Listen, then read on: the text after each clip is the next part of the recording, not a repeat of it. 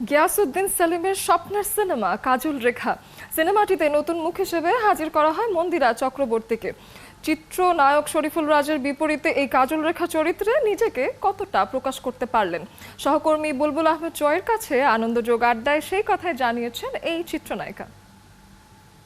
ঈদে মুক্তি পেয়েছে গিয়াসউদ্দিন সেলিমের সিনেমা কাজল রেখা। ইতিমধ্যেই সিনেমাটির কাজল রেখা যে চরিত্রটি, সেই চরিত্রটি দর্শকের মন ছুঁয়ে গেছে এবং দর্শককে তার অভিনয় মুগ্ধ করেছে।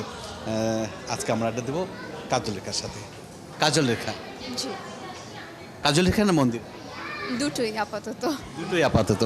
দর্শক বলছে যে কাজল রেখার অভিনয় তাদের মন ছুঁয়ে গেছে। এই যে দর্শকের এই অনুভূতিটাকে কিভাবে দেখেন? অনুভূতিটা আমি অ্যাজ এ নতুন হিসাবে আমি তো প্রথমে খুবই টেনশনে ছিলাম, আসলে আমাকে দর্শক কীভাবে গ্রহণ করবে। কিন্তু এতদিন অবধি হল ভিজিটে আমি যতবার গিয়েছি, দর্শকের সাথে যতবার আমার সামনাসামনি আমি পড়েছি, আমাকে ভীষণভাবে তারা ভালোবেসেছে এবং দর্শকরা হলমুখী হচ্ছে এবং কাজল রেখা উপভোগ করছে। আমার অভিনয়ের অনেক প্রশংসা করছে। মানে কিছু কিছু দর্শক এমন হয়েছে যে পাগলের মতো ছাড়তেও চাচ্ছিল না, হাত ধরে রেখেছে। আর মানে থাকে না যে আমি তো ওইভাবে বুঝিয়ে বলতে পারবো না। আসলে এই ঈদে দেশ জুড়ে কেনাকাটার ফুর্তি হবে শুধু বিকাশে, সাথে ডিসকাউন্ট কুপন, ইনস্ট্যান্ট ক্যাশব্যাক। কিন্তু এই প্রতিক্রিয়া দেখে আসলে অ্যাজ এ নতুন হিসাবে আমার ভীষণ পরিমাণে ভালো লাগছে। মানে তাদের এই ভালোবাসাটা দেখে মনে হচ্ছে আমার আরও অনেক কাজ করতে হবে। কিছু কিছু মজার ঘটনাও ঘটেছে। গিয়াসউদ্দিন সেলিম বলছে যে তার একটা পান পাতার একটা চেহারা দরকার। তো এই দর্শক কি বলেছে যে আপনার লুক নিয়ে, যে কি পান পাতার যে চেহারা সেটা কি দর্শক পেয়েছে? বা দর্শক অনেক সময় আপনি দেখেছেন ভিজিট করতে গেছেন, সেখানেও কিন্তু মজার মজার ঘটনা ঘটেছে, যদি শেয়ার করতেন। দর্শকের কাছ থেকে পুরোটা পজিটিভ রিভিউ পেয়েছি আমি। তারা আমাকে যখন দেখেছে, স্ক্রিনে দেখেছে, কারণ ওই টাইমে আমি একটু লিটল বিট বাল্কি ছিলাম, ক্যারেক্টারের জন্য আমার হতে হয়েছে। কিন্তু এখন যখন আমাকে দেখছে, অনেকে বলছে আপনাকে তো ওখানে দেখলাম যে একটু অন্যরকম। এখানে আবার অনেকে বলছে যে আপনার অভিনয়ের খুবই মুগ্ধতা, একটা স্নিগ্ধ একটা ব্যাপার ছিল। কাজল রেখায় ঠিক আমরা যেভাবে গল্পটা পড়েছি, আপনি যে পারফেক্টলি করেছেন। কঙ্কন দাসের সেই খুব দুর্দান্ত করেছে। আমরা অনেক প্রশংসা পাচ্ছি অ্যাজ এ নতুন হিসাবে। আমাকে যে ওরা অ্যাকসেপ্ট করেছে কাজল রেখা হিসাবেই, এটা আসলে খুবই ভালো লাগার বিষয়, খুবই ভালো একটা বিষয়।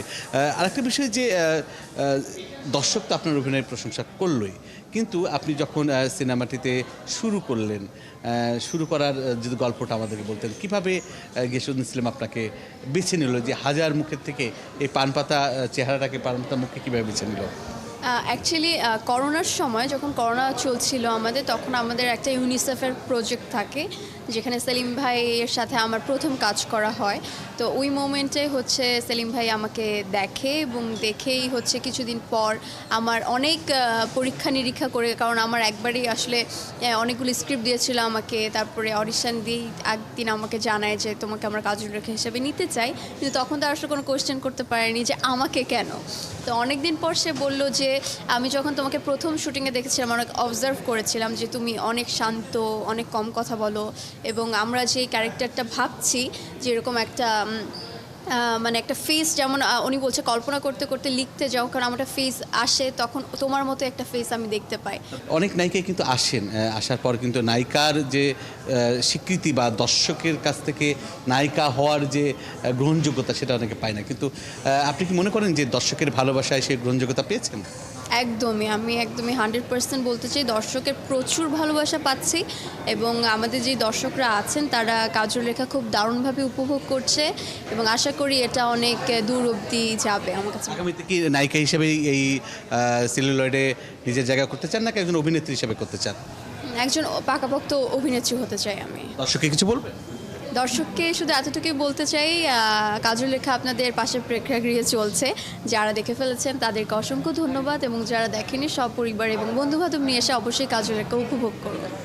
দর্শক, আমরা কথা বলছিলাম কাজল রেখার সাথে, অর্থাৎ মন্দিরের সাথে। মন্দিরে কিন্তু তার প্রথম সিনেমাতেই কিন্তু দর্শকের মন ছুঁয়ে গেছে, অর্থাৎ দর্শকের মন পেয়ে গেছে। তো সেক্ষেত্রে বলতে পারি যে আগামীতে হয়তো এই কাজল রেখার কাছ থেকে, এই মন্দিরের কাছ থেকেই দর্শক আরও ভালো ভালো সিনেমা পাবেন। বুলবুল আহমেদ জয়, ৭১, ঢাকা।